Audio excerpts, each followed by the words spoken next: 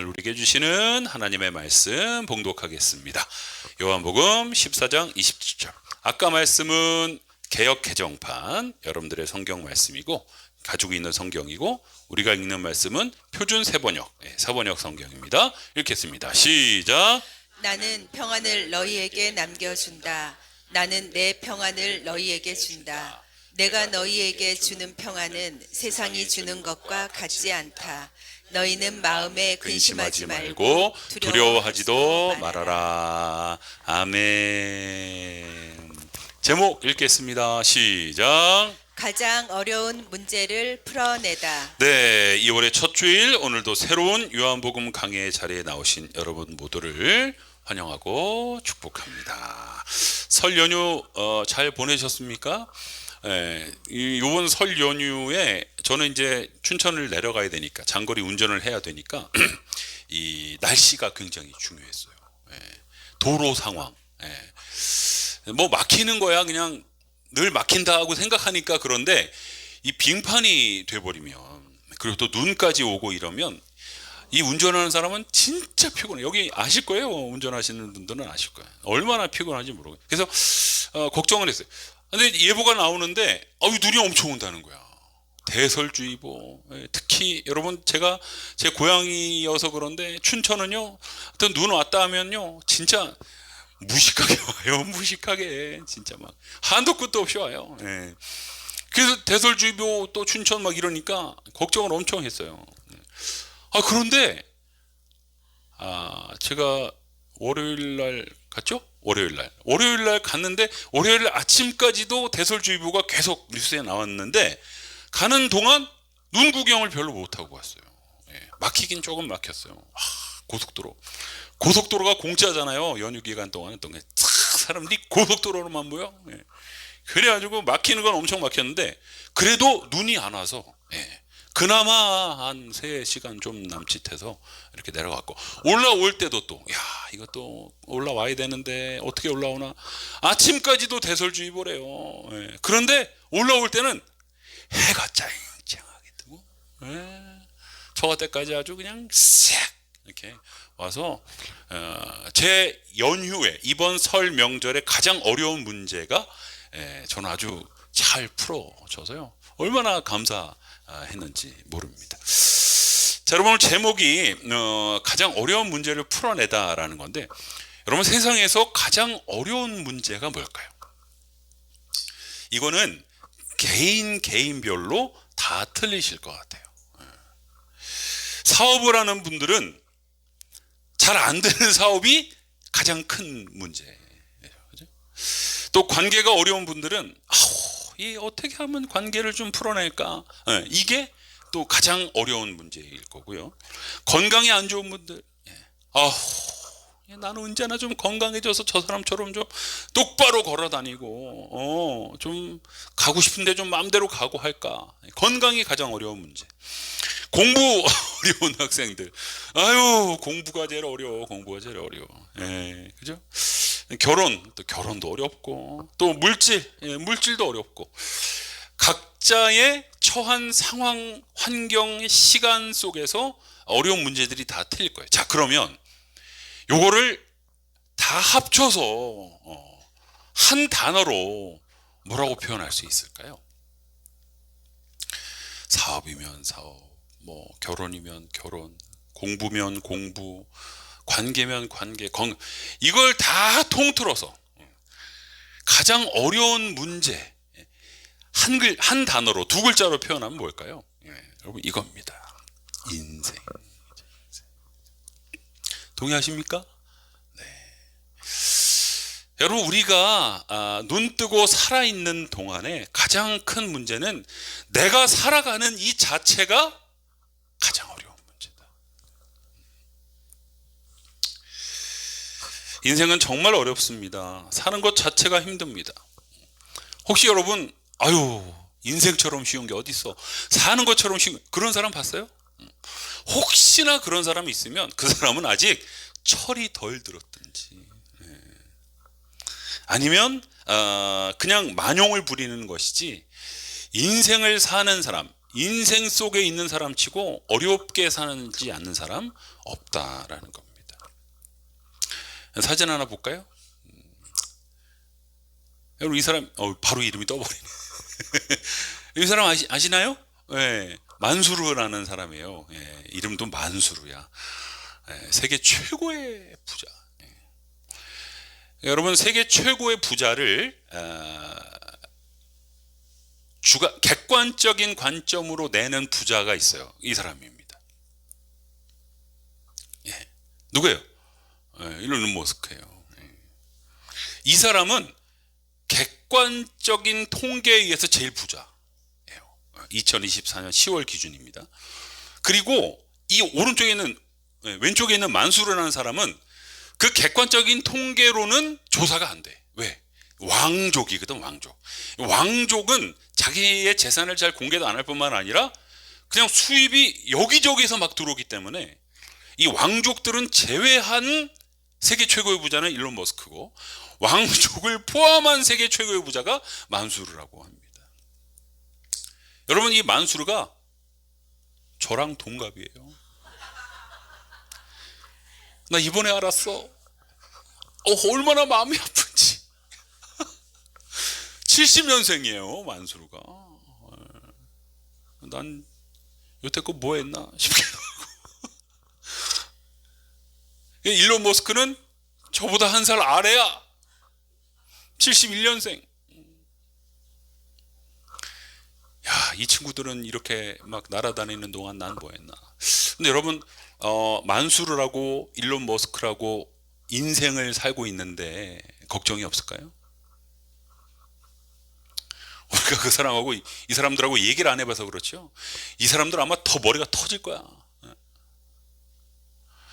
여러분 우리가 살아있는 동안은요 우리의 인생 자체가 가장 어려운 문제예요.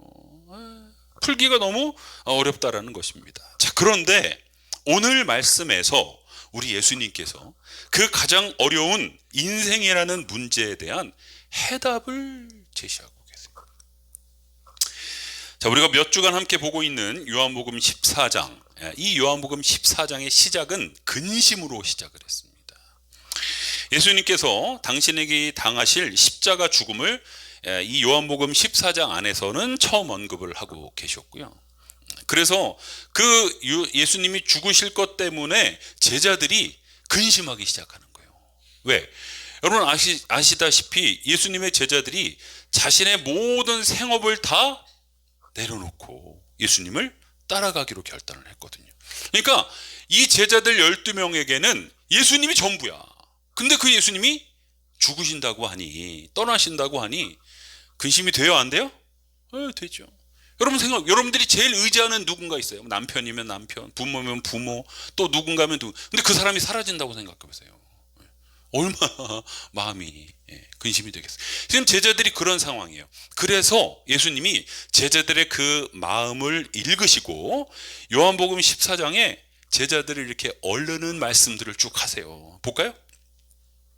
자, 읽어보겠습니다. 1절, 근심하지 말아라. 3절, 내가 가서 너희의 거처를 마련하고 다시 오겠다. 12절, 너희가 나보다 더 큰 일도 할 것이다. 14절, 내 이름으로 무엇을 구하든지 행하겠다. 23절. 나를 사랑하여 내 말을 지키는 자와 내가 함께 하겠다. 아멘. 다 얘들아 걱정하지 마. 내가 떠난다고 너무 두려워하지 마. 내가 이렇게 해줄게 라고 말씀하셨어요. 자, 근데 23절까지 말하셨는데도 제자들의 표정은 여전히 굳어 있어요. 여전히 불안하고 여전히 힘들어하고 있어. 그래서 예수님이 마지막 카운트 펀치를 날리신 말씀이 27절 말씀 읽어보겠습니다. 시작. 나는 평안을 너희에게 남겨준다. 나는 내 평안을 너희에게 준다. 내가 주는 평안은 세상이 주는 평안과 같은 것이 아니다. 너희는 마음에 근심하지 말고 두려워하지도 말아라. 아멘. 여러분 제자들은요 지금 제자들의 인생의 가장 어려운 문제에 봉착해 있어요. 자기의 모든 것을 걸었던 예수님이 떠나신대, 죽으신대. 여러분 가장 어려운 문제에 당면했죠. 그런데 예수님이 말씀하세요. 내가 너희에게 평안이란 걸 줄게. 내가 나에게 있는 평안이라는 걸 줄 테니까 근심하지도 말고 두려워하지도 말아라 라고 말씀하셨다라는 것이죠. 여러분, 이 예수님의 메시지가 오늘 이 시간 현재 여러분들의 인생의 문제로 근심하고 걱정하는 상황 속에 들려지는 메시지가 되시기를 축복합니다. 예수님이 지금 저를 통해서 여러분들에게 말씀하고 계세요. 근심하지 말아라, 두려워하지 말아라. 내가 너와 함께하고 너에게 평안을 주겠다. 여러분, 우리가 주변에 누가 힘들어하고 어려워하면 걱정하지 마, 힘내, 많이 속상하지 정도로 얘기를 합니다. 그런데 예수님은 어려움을 당하고 있는 제자들에게 뭘 준다고 하신다고요? 평안을 주신다. 뭘 준다고 하신다고요? 평안을 주신다. 근데 그게 그냥 아무나의 평안이 아니라 예수님이 주시는 평안이다라는 거예요. 여러분, 이번 설에 세뱃돈 받으신 분? 네. 유영성 집사님이 세뱃돈을 유영성 집사님 세뱃돈 받으셨어요? 야. 아니, 세뱃돈을 준 게 아니라? 야. 그랬구나. 여러분, 제가요, 요번 설에 처음으로 세뱃돈을 받았어요. 세뱃돈을 드리기만 했지. 애들한테 또 주기만 했지. 나한테 오는 건 없어요. 그런데 저희 어머니가 매 명절 때마다, 설 때마다 사모한테는 세뱃돈을 줘요. 난 안 줘. 늘 그게 시험이 될까 말까 했는데, 요번에 처가댁을 갔어요.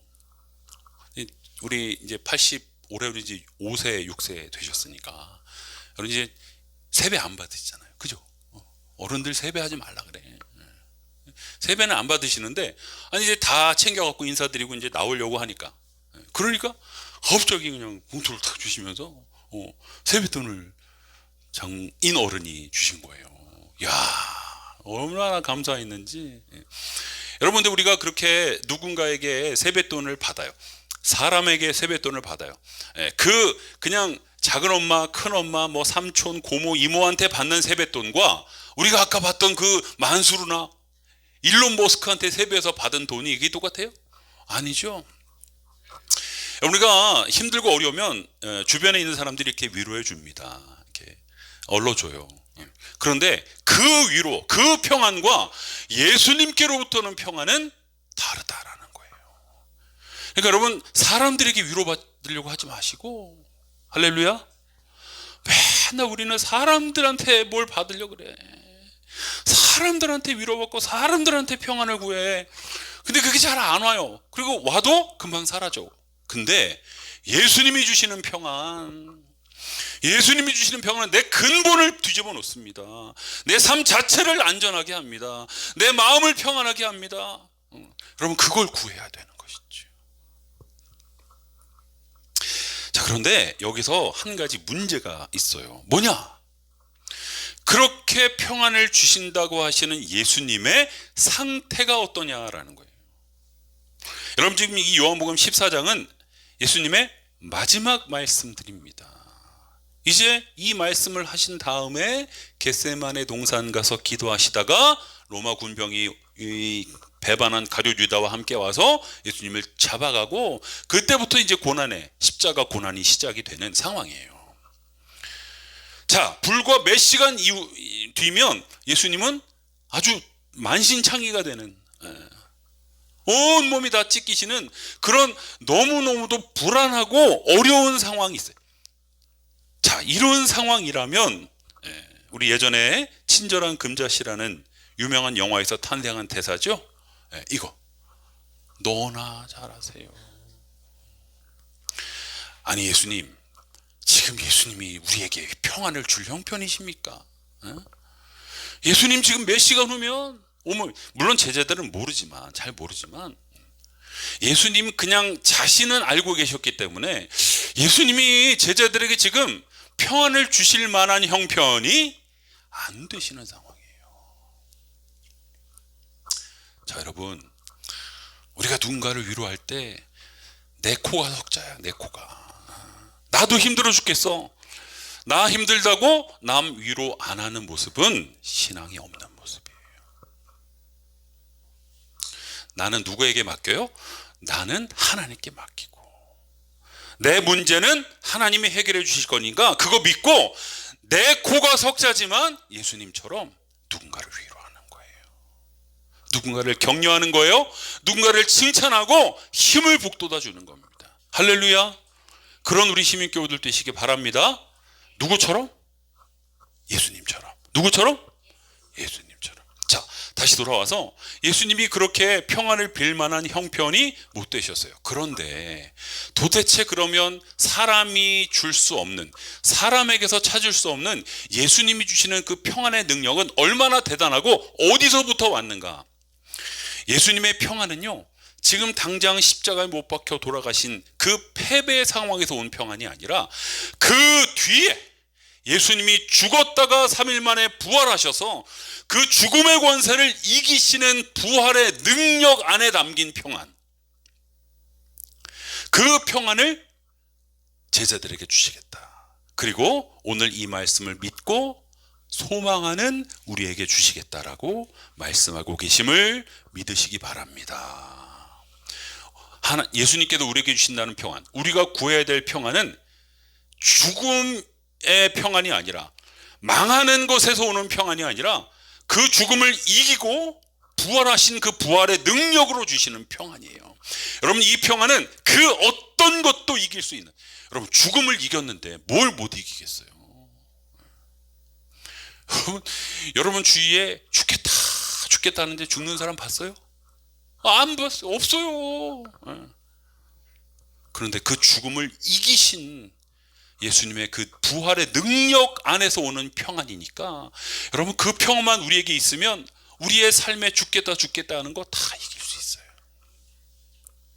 다 견뎌낼 수 있어요. 다 버텨낼 수 있어요. 사실 우리 예수님도요, 십자가 앞에선 떠셨습니다. 너무 고통스러워서 땀이 피가 될 정도로. 그런데 그 뒤에 놀라운 부활의 능력을 소망하셨기 때문에 그 부활의 능력 안에 있는 평안을 제자들에게 나누어 주셨다라는 것입니다. 여러분, 오늘 이 27절 말씀이 여러분 한 분 한 분의 것이 되시기를 축복합니다. 여러분의 것 만드시기 바랍니다. 아무리 애쓰고 힘써도 해결되지 않는 인생이라는 가장 어려운 문제 앞에서 너무도 강한 변동성의 존재들인 돈이나 명예 권력이나 건강이나 자식들의 효도나 성적이나 학벌 등, 여러분 이런 것은 답이 될 수가 없어요. 그 어떤 어려움도 당당히 맞서 싸워 이겨낼 수 있는 주님의 부활의 능력으로부터 오는 평안, 여러분 이것으로 여러분들의 인생에 가장 어려운 문제를 풀어가시기를 주님의 이름으로 축복합니다.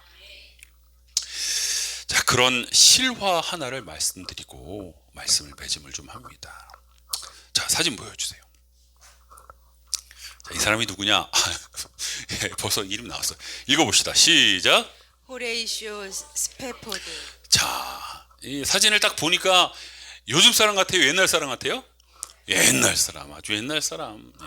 막 그 에디슨이 만들었나요? 사진기를. 하여튼 사진기가 처음 막 나왔을 때 처음 찍은 사진 같은, 그죠?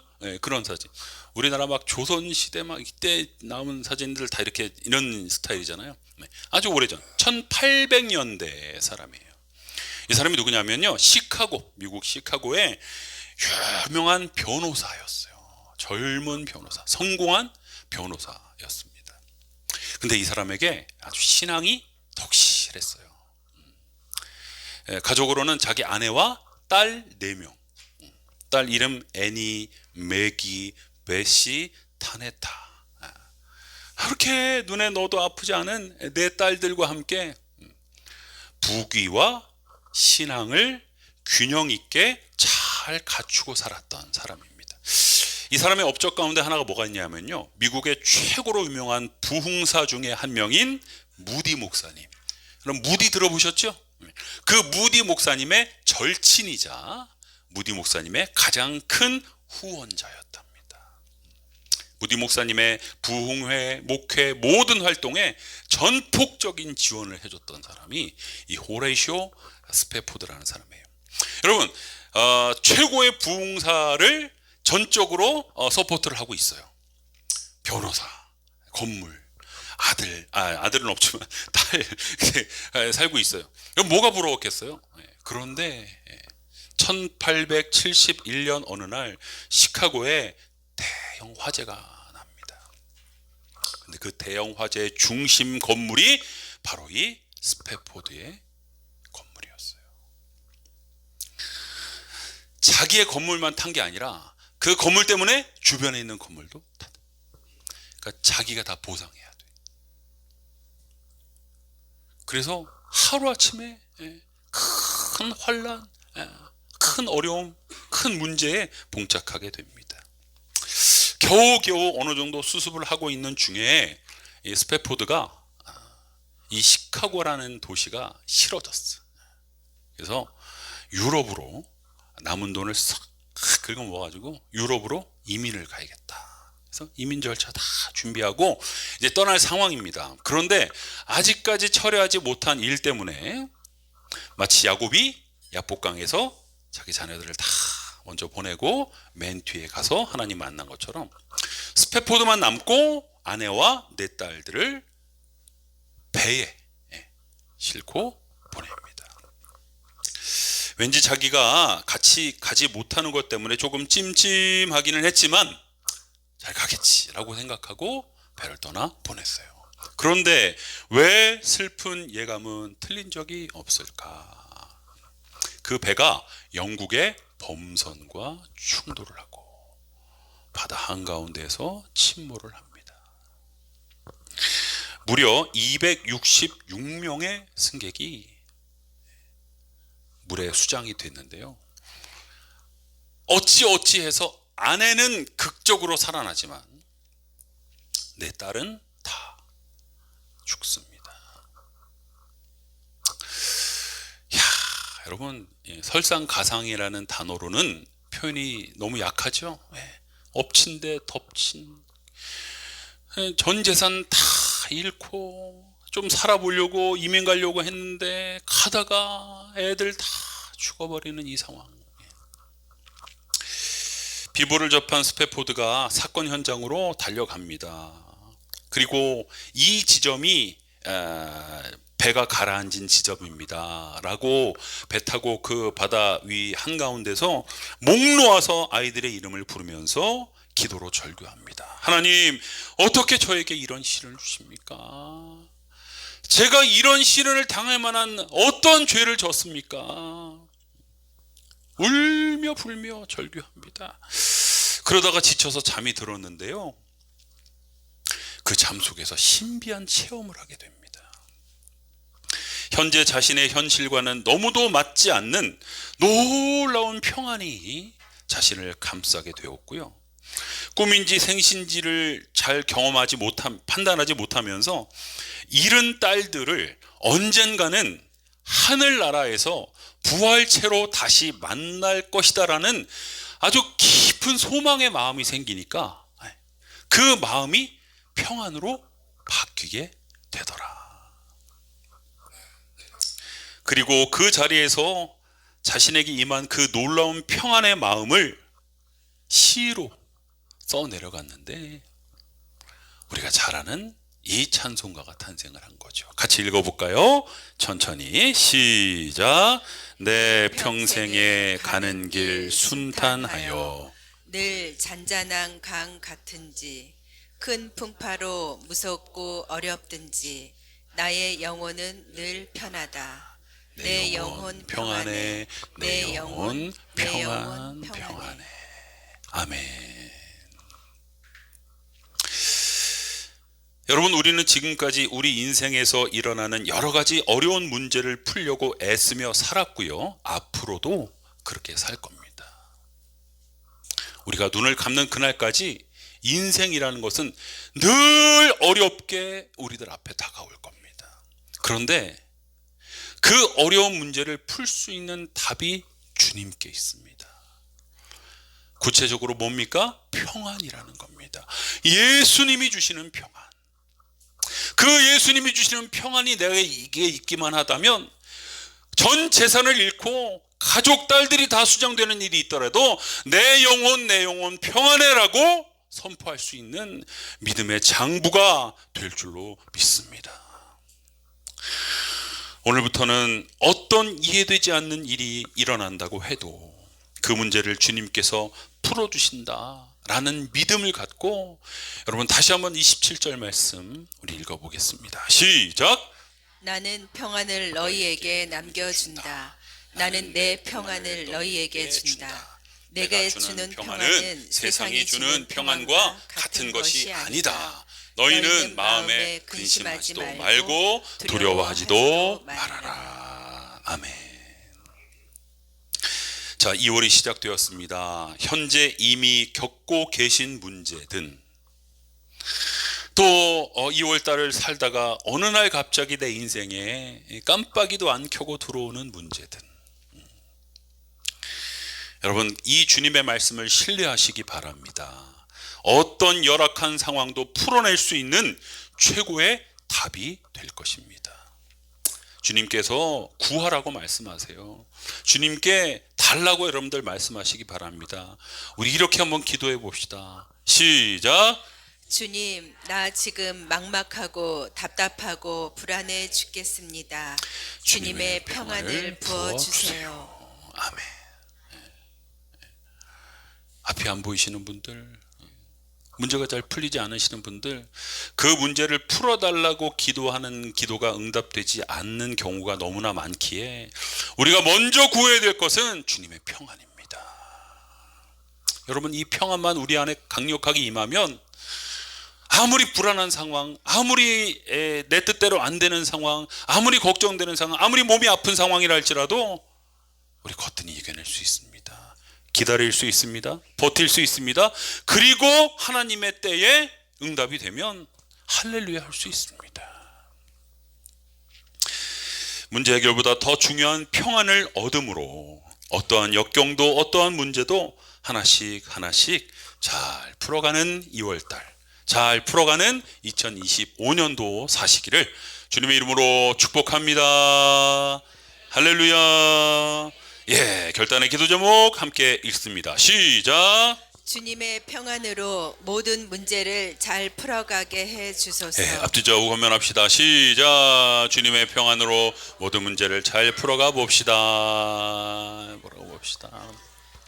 잘 풀어가 봅시다. 그렇죠. 네, 좋습니다. 자, 스페포드 변호사가 쓴 찬송가 413장 우리 1절만 찬양 드리고 기도하는 시간 갖도록 합시다.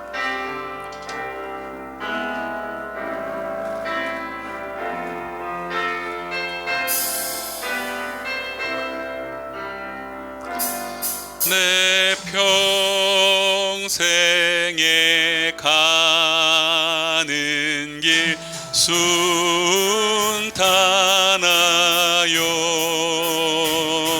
늘 잔잔한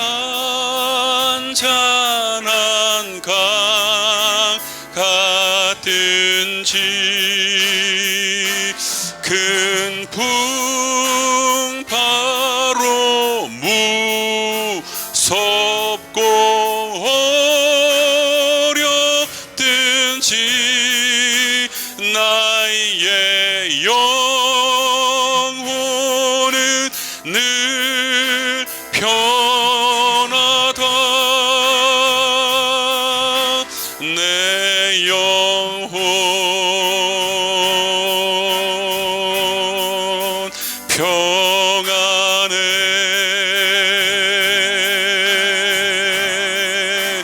내 영혼 평안해. 할렐루야. 기도합시다. 여러분 이렇게 지금 제가 설교하면서 여러분들의 얼굴을 보고 표정을 보면서 제 안에 성령께서 주시는 마음은 여러분들 중에 평안이 필요한 분들이 너무 많은 것 같아요.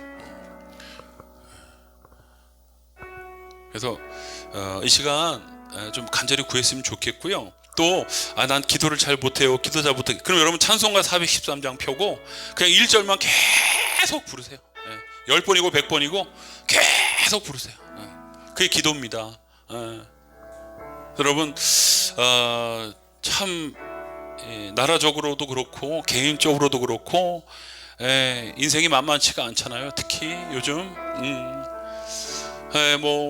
진학을 앞두고 있고 또 새로운 학교에 들어갈 우리 학생 청년들도 마찬가지고 다들 만만치 않은 인생의 문제 앞에 서 있는데 주님, 제가 그 문제를 주님이 주시는 평안으로 풀어갈 수 있도록 역사하여 주십시오. 주님의 평안이 필요합니다. 지금 너무 답답하고 힘듭니다. 주님, 나에게 주님께서 주시는 평안을 허락해 주십시오. 성령 충만케 하여 주십시오. 우리 주 이름 한 번 힘차게 부르고 기도하겠습니다.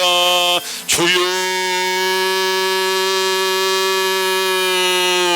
살아계신 하나님 아버지, 우리의 인생이 너무나 어렵습니다. 잘 안 풀립니다. 최근 들어서 또 갑작스럽게 생긴 어떤 건강의 문제나 재정의 문제나 관계의 문제나 여러 가지 문제들이 나를 참으로 답답하게 숨막히게 정말 웃는 게 아니게 그렇게 살게 만듭니다.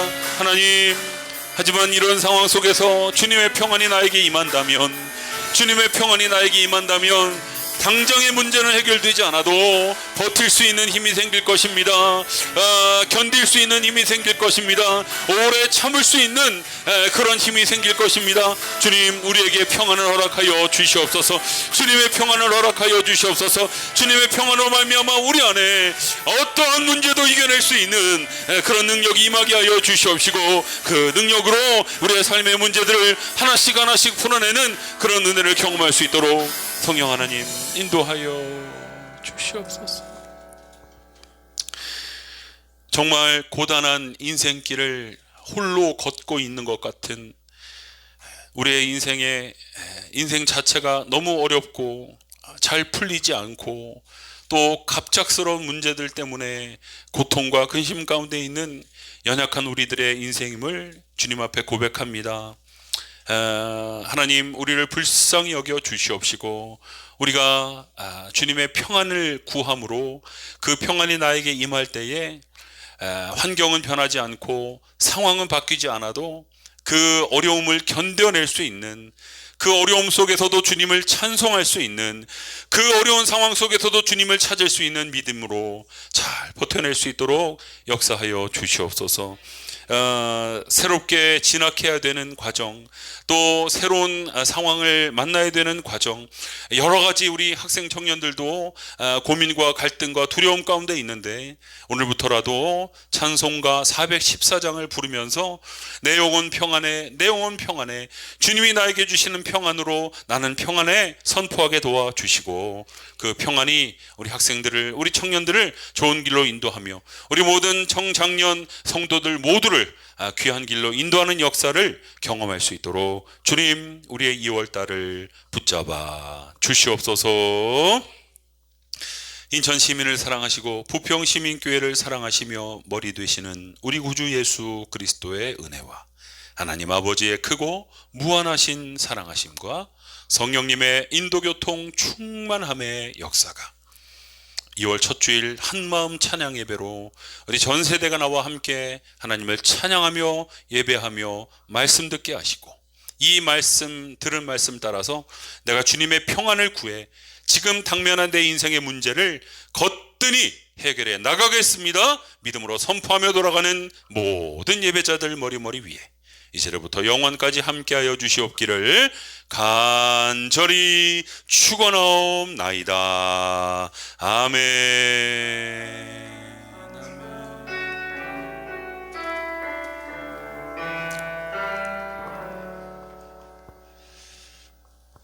할렐루야. 예, 우리 축복의 시간인데요. 먼저 옆 사람에게 좀 격려해 줍시다. 주님이 당신과 함께 하십니다. 주님이 당신과 함께 하십니다. 주님이 당신과 함께 하십니다. 셋, 넷, 일어나 걸어라. 주가 새 힘을 주리니. 아멘. 일어나 너 걸어라. 주 너를 앞뒤죠. 일어나 걸어. 주가 새 힘을 주리니. 일어나 주 너를 한 번 더. 저 멀리 있는 사람도 일어나 걸어라. 주가 새 힘을 주리니. 일어나 너 걸어라. 주 너를 도우리. 예, 서로 격려의 박수하면서 예배 마칩니다.